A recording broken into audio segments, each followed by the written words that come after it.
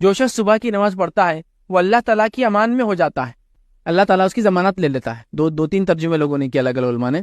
تو اللہ تعالیٰ کی امان میں چلا جاتا ہے. کون؟ جو فجر پڑھ لیتا ہے. پھر فرمایا بس انسان اس پر غور کرے، کہیں ایسا نہ ہو کہ اللہ تعالیٰ تم سے اپنی ضمانت کے بابت باز پوچھ کر لے، اور جس سے اللہ تعالیٰ نے اپنی ضمانت کے بارے میں پوچھ لیا تو وہ اس کا مواخذہ کریں گا اور اس کو منہ کی بل کھینچ کے جہنم میں ڈال دیں گا. کیا معنی ہوا؟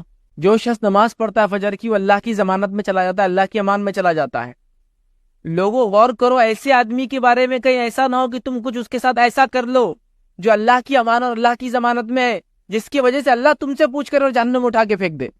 مطلب فجر پڑھنے والے، اور جو فجر پڑھیں گا باقی نمازیں تو پڑھیں گا ہی، چونکہ لوگ باقی پڑھ لیتے، فجر عشاء نہیں ہوتی ان سے. شیخ صالح العثیمین رحمہ اللہ سے ایک مرتبہ پوچھا گیا کہ یہ انسان اچھا ہے یا نہیں ہے، تو اگر فجر میں آتا ہے تو اچھا ہے، نہیں آتا ہے تو اچھا نہیں ہے. سمجھ رہے ہیں آپ؟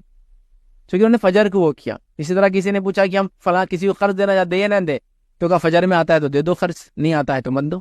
کیونکہ فجر میں آنا ایک مومنانہ وصف ہے، ایک مومن ہی فجر پڑھ سکتا. مسلم تو سب ہوتے ہیں، مسلم ایک جنرل کیٹیگری ہم سب ہیں، لیکن مومنوں کا وصف یہ ہے، ایک صفت ہے. فرض پڑھتے ہیں، اور چونکہ یہ بہت مشکل جاتی ہے نماز، اس لیے میں کہہ رہا ہوں. تو بہرحال فجر جو پڑھ لے تو اللہ کی امان میں آ گیا. اب اگر دوسرا انسان اس کو کوئی نقصان پہنچاتا ہے تو اللہ کی ضمانت والی چیز کو نقصان پہنچا، جس کے نتیجے میں اللہ اس کو مواخذہ کرے گا روز قیامت اور پکڑ کے جہنم میں ڈال دیں گا، اگر اس نے بیجا اس پر ظلم ستم یا کچھ تکلیف دی ہو تو.